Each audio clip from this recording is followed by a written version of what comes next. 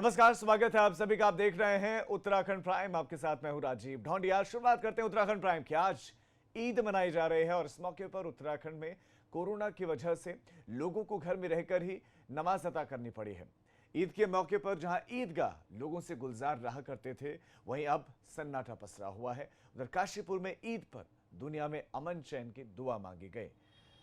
तो ईदगाह आज खाली रहे। कुछ जगहों पर ईदगाह खुले तो वहां पर सोशल डिस्टेंसिंग के साथ चुनिंदा लोग ही जा पाए और नमाज अदा कर पाए। लोगों से प्रशासन ने यह अपील की थी कि वो घरों में रहकर ही नमाज अदा करें और इस बार लोगों ने पालन भी किया। उत्तराखंड में लोगों ने ईद के इस पर्व को, इस त्योहार को घरों में रहकर ही जो है मनाया है और ईद की दुआ मांगी गई है, ईद की नमाज पढ़ी गई है। लोगों ने घरों में रहकर ही नमाज पढ़ी, सिर्फ घर में रहकर। प्रशासन ने जो अपील की थी, लोगों ने प्रशासन की अपील को माना। मस्जिदों में ना ही लोगों की भीड़ नजर आई। ये मस्जिद आपको बता दें कि पिछले साल तक गुलजार रहते थे, पैर रखने तक की जगह नहीं होती थी। सिर्फ मस्जिद के भीतर ही नहीं, मस्जिद के बाहर जो प्रांगण होता है, चाहे वो हम गली की बात करें या सड़कों की बात करें, वो तक भर जाते थे। लेकिन इस बार बिल्कुल नज़ारा अलग था। दूसरी तरफ प्रशासन भी आज के दिन के लिए पूरी तरह से तैयार था। तो अमन चैन की दुआ मांगी जा रही है आज के दिन, ईद का ये पर्व। प्रशासन ने ये कहा कि भाई अब के अपनी ईदगाह में तो बिल्कुल इजाज़त है ही नहीं, और मस्जिदों में भी सिर्फ 5 आदमी की इजाज़त है। 5 आदमी अपना सुबह के टाइम 7-8 बजे अपना 5 आदमी ने, जो हम अंदर ही थे, हमने अपना नमाज अदा करके अपना गेट बंद कर दिया था। ये तो अभी खोला हमने गेट। बाकी जो बाहर के लोग हैं सब अपने अपने घरों में अदा करी होगी नमाज। आज ईद का पावन दिन है और इस त्यौहार पर मस्जिदों में नमाज अदा करने के लिए खूब भीड़ रहती थी, लेकिन कोरोना ने इस बार ईद को भी बदल दिया। कोरोना का साया ठीक ईद पर भी आप देख सकते हैं। मैं मस्जिद के बाहर हूँ। ये बहुत मुख्य मस्जिद है देहरादून की, जो पलटन बाज़ार के भीतर पड़ती है। यहाँ पर तमाम जो आज का दिन है, ख़ास तौर पर आज जो मुस्लिम भाई बहन हैं वो यहाँ पर आते हैं और नमाज अदा करते हैं। लेकिन इस बार प्रशासन ने नमाज अदा करने पर ईदगाहों और मस्जिदों में बिल्कुल मना किया है। अगर आप मस्जिदों के बाहर देखेंगे तो पुलिस बल आपको तैनात नज़र आ रहा है, जो कि सोशल डिस्टेंसिंग और किसी भी तरीके से मस्जिदों में भीड़ ना जुटे उसको देखते हुए है। इसके साथ ही त्योहारी सीज़न भी है, क्योंकि रक्षाबंधन का त्यौहार भी बहुत नज़दीक है। हालांकि शनिवार रविवार को देहरादून सहित 3 ज़िलों में लॉकडाउन रहता है, लेकिन प्रशासन ने इस बार त्यौहार को देखते हुए लॉकडाउन में छूट दी है। इस बार लॉकडाउन तो नहीं है, लेकिन जो नियम और शर्तें हैं वो लागू हैं और यहाँ पर पुलिस बल भी तैनात हैं। शहर कोतवाल हमारे साथ हैं, उनसे जानेंगे किस तरीके की जो पूरी व्यवस्थाएं वो की गई हैं। सर, ईद का त्यौहार है और आप लोग यहाँ पर पूरी मुस्तैदी के साथ हैं, क्या पूरी व्यवस्थाएं? जैसे कि शासन प्रशासन का जो दिशा निर्देश थे कि सभी लोग अपने अपने घरों में नमाज़ पढ़ेंगे, सभी लोगों ने अपने घरों में नमाज़ पढ़ ली है और सोशल डिस्टेंस के संबंध में जो भी गाइडलाइन थी उसका नियमतः पालन हो रहा है, पालन कराया जा रहा है। लोगों ने अपनी नमाज़ अपने घरों में पढ़ लिया। जो शासन की मंशा थी लोगों ने वो पूर्ण कर ली है। शांति व्यवस्था बनी हुई है। सतर्क दृष्टि हम लोग ड्यूटी में कर रहे हैं। सर, अभी हम देख रहे हैं कि पुलिस यहाँ पर पूरी तरीके से तैनात है, क्योंकि त्यौहार का सीज़न भी है। तो पूरे बाज़ार में किस तरीके से चौकसी आप लोगों ने और किस तरीके से लोगों को समझाने का एक प्रयास किया जाए? बाज़ार में चूँकि मेन एक मुद्दा है कि सोशल डिस्टेंस बने रहे, अनावश्यक भीड़ भाड़ ना रहें, लोग मास्क पहने रहें और उचित दूरी बनाए रखें। वो आप देख रहे हैं बाज़ार में लोगों के आने की आज भी कम दिख रही है भीड़ भाड़, और पुलिस लेकिन मुस्तैद है और पालन करा रही है। लॉकडाउन के संबंध में जो भी दिशा निर्देश हैं, सोशल डिस्टेंस का है, मास्क का है, वो सब पालन किया जा रहा है। अपने सहयोगी क्रिस्टोफर लॉरेंस के साथ रवि कैंतुरा, एबीपी गंगा, देहरादून। राजधानी देहरादून में मूसलाधार बारिश ने ऐसा कहर बरपाया है कि सड़कों का पानी घरों में जा घुसा है। लोग रात को सोने के बजाय पानी से अपने सामान को बचाव करते हुए दिखाई दिए, अपने सामान को बचाते हुए लोग दिखाई दिए हैं। तो कई घरों से एसडीआरएफ को अब लोगों को रेस्क्यू करना पड़ा। घरों में इतना पानी मानो झील बन गया। आप तस्वीरों को देखिए, ये घर के भीतर का आ रहा है, ये सड़क नहीं है, ये कोई झील भी नहीं है, ना ही ये कोई नाला है या नदी है छोटी। ये घरों के भीतर के आप तस्वीरों को देखिए कि कैसे लोगों को रेस्क्यू किया है एसडीआरएफ ने। देखिए जो बुजुर्ग महिलाएं पीठ में उनको रखा है, उसके बाद बाहर ले जाया जाए।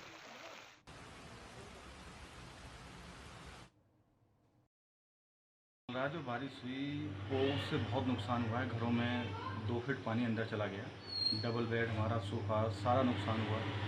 नाला चौक होने के कारण जो नाले की निकासी ठीक नहीं है, जिसकी वजह से हर साल बारिश से पूरे परिवार 44 परिवारों को डर लगता है हमेशा, और रात भर हम जागते हैं। और इस खबर पर रवि कैंतुरा हमारे संवाददाता और ज्यादा जानकारियों के साथ जुड़ गए हैं। रवि, देहरादून के किस किस हिस्से की कुछ इसी तरह की हालत है जो हम दर्शकों को तस्वीरें दिखा रहे हैं? सड़कें और घरों के भीतर ऐसा लग रहा है कि ये झील बन गई है। जी बिल्कुल राजीव, देखिए ये जो अगर हम कहें तो रायपुर की जगह जो ये 44 घर हैं, ये हर साल जो है प्रशासन से गुहार लगाते हैं कि यहाँ पर जैसे ही बरसात शुरू होती है तो घरों के भीतर पानी घुस जाता है। अब ये तस्वीरें साफ बयां कर रहे हैं कि कैसे लोगों को जीना यहाँ पर इस मानसून सीजन में रहेगा। लेकिन हमेशा ही प्रशासन के जो दावे होते हैं उससे पहले ही जैसे मानसून शुरू होता है तो ये दावों की पोल खुलती हुई नजर आती है। कोई मास्टर प्लान नहीं है, जो सड़कों की निकासी है उसके लिए कोई भी प्लान अभी तक नहीं है इनके पास। तो जो सिस्टम है उसकी पोल खुलती है हमेशा ही जब मानसून सीजन आता है, लेकिन प्रशासन के दावे होते हैं कि वो पूरी तरीके से तैयार हैं।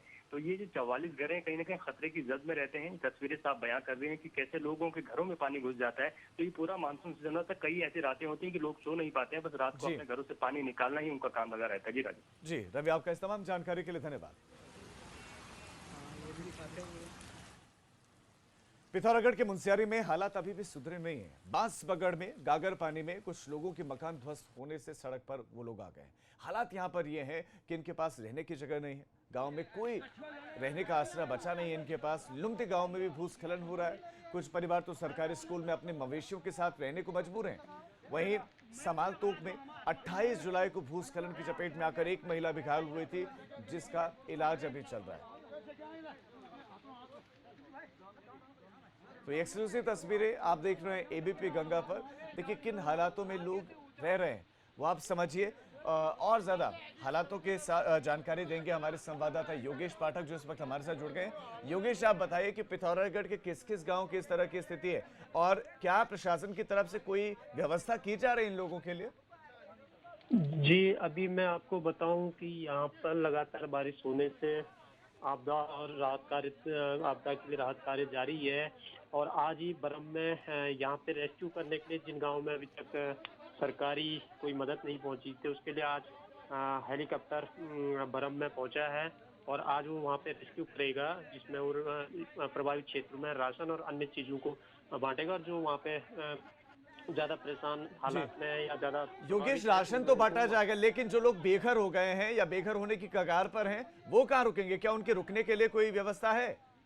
देखिए अभी मैं कुछ राजीव जी मैं आपको बताना चाहूंगा कि मैं यहाँ पे बरम में जो इंटर कॉलेज है वहाँ पे कुछ गांव के लोगों को वहाँ पे रुका है। आपदा और टांगा के प्रभावित लोगों को शेरा एक गांव है वहाँ पे इनको रुकाया गया है।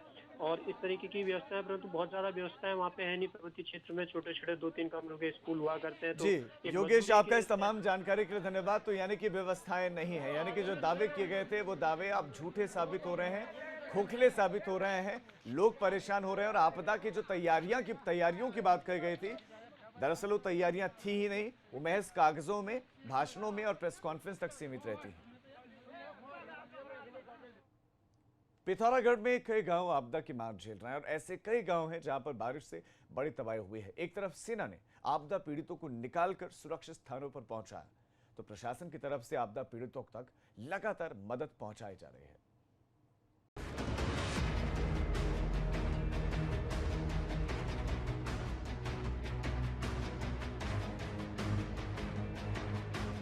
मॉनसून का यह सीजन पिथौरागढ़ के कई गांव के लिए मुसीबत लेकर आया है। मोरी, लुमती, धापा, टांगा, चामी, धामी, जोसा, दूना मानी गांव, बगीचा बगर, पल्ला मोरी समेत ऐसे कई गांव हैं जो इस समय आपदा की मार झेल रहे हैं। लुमती गांव के लोगों को बड़ी तबाही का सामना करना पड़ा है। सेना लुमती गांव पहुंची तो वहां के हालात सामने आए। गांव के कई घर आपदा की भेंट चढ़ चुके हैं। तस्वीरें देखिए, कुदरत के कहर ने गांव को कैसे तहस नहस करके रख दिया है। गांव के आसपास की पहाड़ियां बारिश की वजह से दरक रही हैं, जिससे किसी बड़ी अनहोनी की आशंका बनी हुई है। चामी गांव में भी हालात कुछ ठीक नहीं है। गांव को जोड़ने वाला पुल आपदा की भेंट चढ़ गया है, लिहाजा ग्रामीणों को सेना के जवान रस्सी के सहारे नदी पार कराकर सुरक्षित स्थान पर पहुंचा रहे हैं। सेरा गांव के प्राइमरी स्कूल में आपदा प्रभावितों के ठहरने के लिए कैंप लगाया गया है। इस राहत शिविर में धापा, टांगा गांव के साथ साथ दूसरे कई गांव के लोगों को रोका गया है। राहत शिविर में स्वास्थ्य विभाग की तरफ से बीमार लोगों के इलाज की भी सुविधा की गई है। पिछले कई दिन से लोग आपदा से करहा रहे हैं, मगर सरकार के मुखिया अभी तक आपदा पीड़ितों से नहीं मिले। कांग्रेस के विधायक हरीश धामी और भाजपा के विधायक बिशन सिंह चौहान आपदा प्रभावित लोगों से मिलने पहुंचे, मगर हरीश धामी तो पानी में बहने से बाल बाल बच गए। पिथौरागढ़ के हालात का अंदाजा आप इन तस्वीरों को देखकर लगा सकते हैं। अभी भी हालात सुधरे नहीं हैं। ऐसे में अगर आने वाले समय में बादल फटने जैसी घटना फिर से हुई तो हालात और बिगड़ सकते हैं। पिथौरागढ़ से योगेश पाठक की रिपोर्ट, एबीपी गंगा। खबरों में आगे बढ़ रहे हैं। आईपीएस बरिंदरजीत सिंह अपने ट्रांसफर से नाराज हैं। अपने ट्रांसफर के खिलाफ वो नैनीताल हाईकोर्ट पहुंच गए और उन्होंने खुद को एसएसपी उधम सिंह नगर से हटाए जाने को हाईकोर्ट में चुनौती दी है। बरिंदरजीत सिंह 2 हफ्ते पहले एसएसपी उधम सिंह नगर के पद से हटाए गए थे और इस मामले में हाईकोर्ट ने 3 हफ्ते के भीतर सरकार से जवाब मांगा है। बरिंदरजीत सिंह ने वरिष्ठ अधिकारियों पर प्रताड़ना का आरोप भी लगाया है और कुछ दिन पहले बरिंदरजीत सिंह का तबादला शासन ने आईआरबी कमांडेंट के पद पर कर दिया था और पौड़ी गढ़वाल के एसएसपी दिलीप सिंह कुंवर को उधम सिंह नगर की कमान सौंप दी थी। और सीधा रुख करते हैं हमारे उत्तराखंड ब्यूरो चीफ अजीत राठी का। अजीत, बरिंदरजीत सिंह ने जो आरोप लगाए हैं, पहले उन आरोपों के बारे में बताइए, उनको उनके तबादले के बारे में जो पूरा की पूरी एक कहानी है ये आप दर्शकों को बताएं, इसके पीछे की वजह।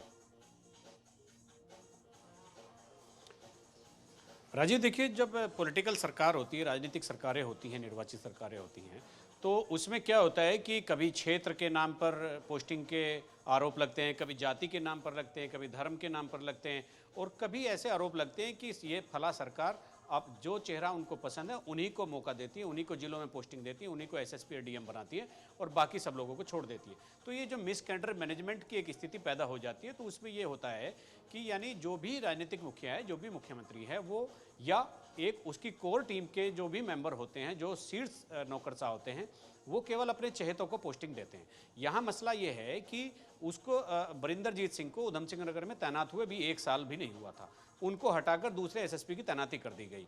तो बरिंदरजीत सिंह इस बात को लेकर कोर्ट पहुंचे हैं और उन्होंने जो अपने यूपी के पूर्व डीजीपी हैं प्रकाश सिंह बनाम अदर्स का जो एक केस है सुप्रीम कोर्ट में, उसका हवाला दिया है और उसमें कहा गया है कि सुप्रीम कोर्ट के स्टैंडिंग ऑर्डर हैं पूरे देश के सभी राज्यों के लिए कि कोई भी फील्ड पोस्टिंग एसएसपी हो, एडिशनल एसपी हो, डीजीपी हो, डीआईजी हो, तो आप बिना वजह, बिना किसी कारण के आप 2 साल से पहले उनको डिस्टर्ब नहीं करेंगे। तो जी, तो सरकार की तरफ से क्या कारण दिया गया? क्या ये रूटीन प्रोसेस बताकर ट्रांसफर कर दिया गया या कोई दूसरे कारण दिए गए थे? जी, सरकार ने बिल्कुल इसको जनहित का कारण बताया कि जनहित में इनका तबादला किया गया है और सरकार अभी इस पर कोई बयान देने से बच रही है, चूंकि मामला न्यायालय में विचाराधीन है और वहां उनको जवाब देना है, तो इससे पहले सरकार की तरफ से किसी तरह के वक्तव्य के आने की उम्मीद नहीं है। तो यही एक झगड़ा बढ़ गया है। यहाँ पर बहुत सारे आईपीएस खाली बैठे हैं और कई आईपीएस ऐसे हैं जिलों में जिनको दोबारा तैनाती देकर एक जो रोष है, एक आक्रोश है कैडर में, वो उत्पन्न हो रहा है। तो उसको संभालने के लिए जो राज्य सरकार के जो बड़े अधिकारी होते हैं उन्हीं को मुख्यमंत्री को एक ब्रीफ करना होता है, लेकिन वहाँ ये सब चीज़ों का इनका अभाव देखने को मिल रहा है। और यही नहीं कि कुछ दिन पहले एक आईपीएस के इस्तीफे की भी खबर आ रही थी कि वो इस्तीफा देने वाले हैं, उनको अच्छी पोस्टिंग नहीं मिल रही है, वो राजभवन में पड़े हुए कब से सड़ रहे हैं, उनको सही से उनका इस्तेमाल नहीं हो रहा है। कई और अधिकारी है, ये असंतोष का जो दायरा है लगातार बढ़ रहा है और हम लगातार एबीपी गंगा के दर्शकों को बताएंगे कि किस तरह से ये आगे ये सब चीजें चल रही हैं और कैसा असंतोष कैडर में पनप रहा है और जो बड़े अधिकारी हैं उसको रोकने में किस तरह से फेल साबित हो रहे हैं। जी अजीत, आपका इस तमाम जानकारी के लिए धन्यवाद। तो मामला कोर्ट में है, सरकार भी बोलने से बच रही है। दूसरी तरफ यूपी डीजीपी के केस का हवाला देते हुए कहा गया है कि जो तबादला हुआ है ये गलत हुआ है। अब एक छोटे से ब्रेक के लिए हम रुक रहे हैं, फौरन लौट रहे हैं।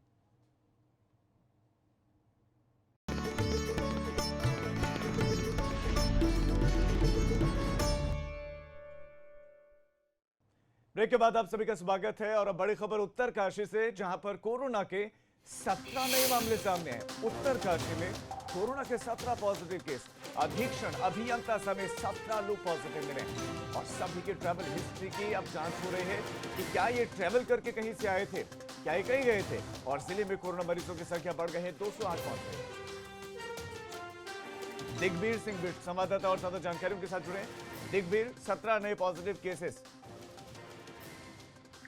जी राजीव, आपको बता दो आज जो कि स्वास्थ्य विभाग की रिपोर्ट आई है और जिसमें जनपद के 17 लोगों को कोरोना पॉजिटिव हुआ है। इसमें एक 4 साल की बच्ची है और एक जिले के उच्च अधिकारी जो अधीक्षण अभियंता लोक निर्माण विभाग के हैं, उन्हें कोरोना पॉजिटिव पाया गया।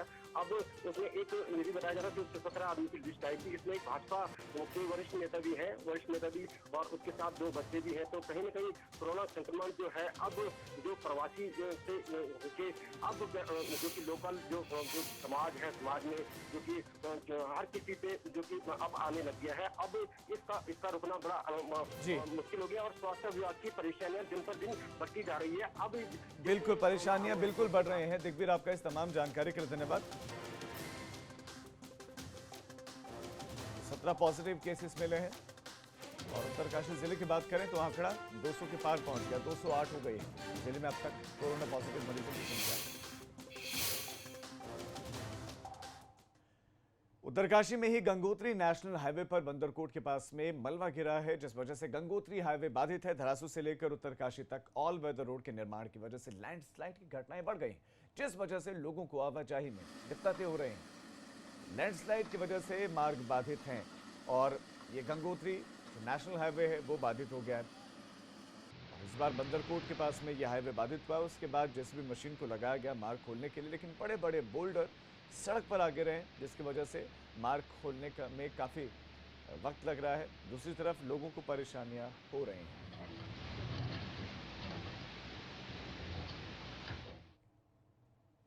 बारिश की वजह से उत्तराखंड में कई रोड बाधित हैं। बारिश की वजह से भूस्खलन की घटनाएं भी बढ़ गई हैं। रुद्रप्रयाग में तो बोल्डर की चपेट में आकर एक युवक की जान तक चली गई।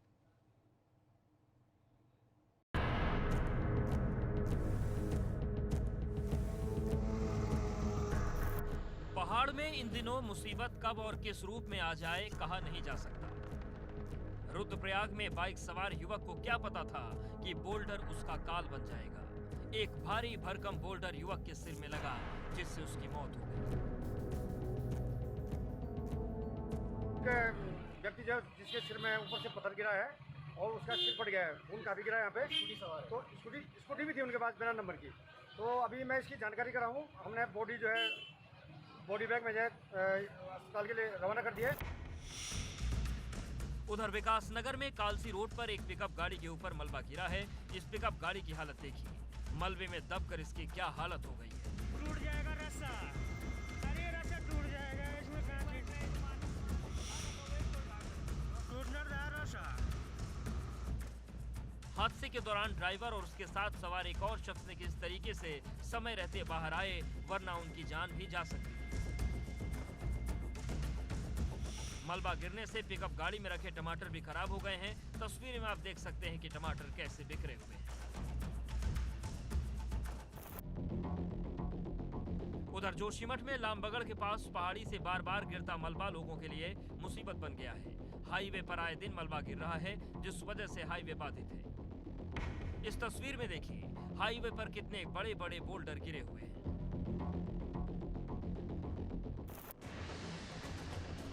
रानीखेत में मूसलाधार बारिश से जनजीवन प्रभावित है।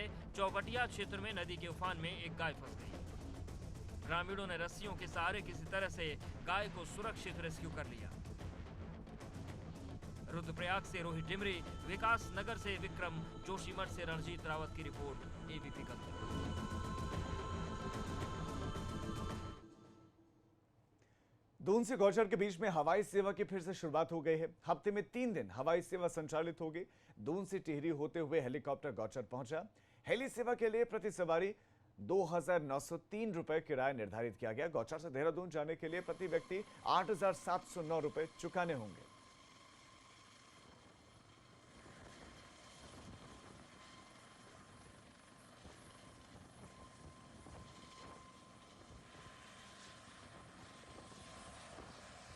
दून गौचर के बीच में हवाई सेवा की शुरुआत हो गई है और इसके लिए 8,000 से ज़्यादा रुपए आपको खर्च करने होंगे।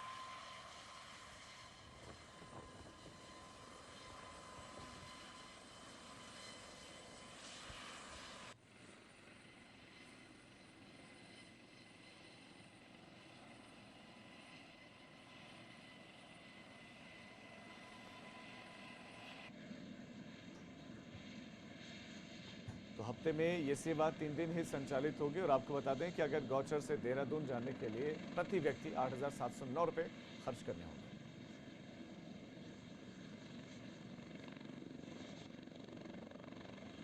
पवन हंस की हेली सेवा गौचर में शुरुआत हुई है। इससे पहले इसकी शुरुआत 29 जुलाई को ट्योली ग्रांट से टिहरी तक हो चुकी थी, लेकिन मौसमी संबंधी परेशानी से उस समय गौचर से शुरुआत नहीं हो पाई थी। आज यहाँ से शुरुआत हुई है। इसमें जो आज हैं इनके पायलट साहब ने ज़रूरी दिशा निर्देश दिए हैं चिकित्सकों की टीम को और फायर ब्रिगेड की टीम को। उत्तराखंड में केंद्र सरकार की कृत्रिम गर्भाधान योजना को गोकुल मिशन के दूसरे चरण की शुरुआत हो गई है। पशुपालन मंत्री रेखा आर्य ने इसका शुभारंभ किया और इस योजना के तहत किसानों की आय दोगुना करना सरकार का मुख्य मकसद है। योजना से उत्तराखंड के 6.5 लाख किसानों के मादा पशुओं का निःशुल्क गर्भाधान किया जाएगा।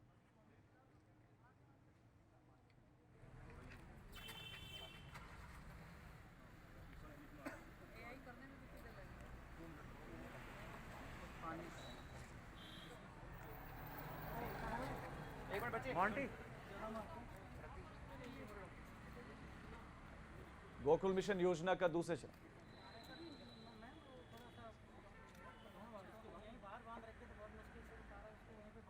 और उम्मीद करता हूं कि आज के इस कार्यक्रम में आपकी उपस्थिति से ये मैसेज सर्वप्रथम। और आगे बढ़ते हैं, 13 जिले और 13 खबरें देखते हैं।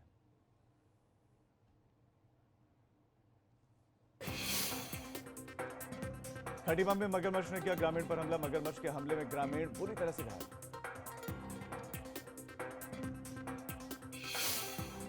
नैनीताल में अनियंत्रित होकर खाई में गिरी गाड़ी, हादसे में एक शख्स की मौत। जोशीमठ में लामबगड़ के पास बद्रीनाथ हाईवे बाधित, मलबा गिरने की वजह से हाईवे बाधित। ऋषिकेश बद्रीनाथ हाईवे पर रुद्रप्रयाग के पास में गिरा मलबा गिरने की वजह से घंटों तक बाधित रहा रोड। देहरादून में मूसलाधार बारिश बनी मुसीबत, कई कॉलोनीज में भरा बारिश का पानी। कॉर्बेट टाइगर रिजर्व में सोलर ऊर्जा के इस्तेमाल पर जोर, सोलर ऊर्जा से हो रहे हैं कई तरह के काम।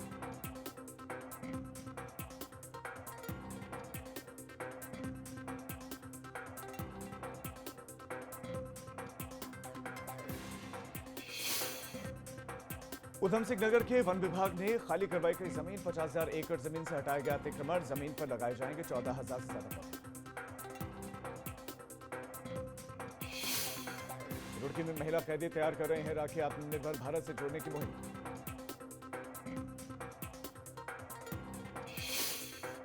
रुड़की के सिविल लाइन इलाके में जारी अवैध निर्माण, पर्दे लगाकर चोरी चुपके चल रहा है अवैध निर्माण का काम। फूलों की घाटी में इको सेंसिटिव जोन पर बड़ा फैसला, इको सेंसिटिव 4 किलोमीटर कर दिया गया।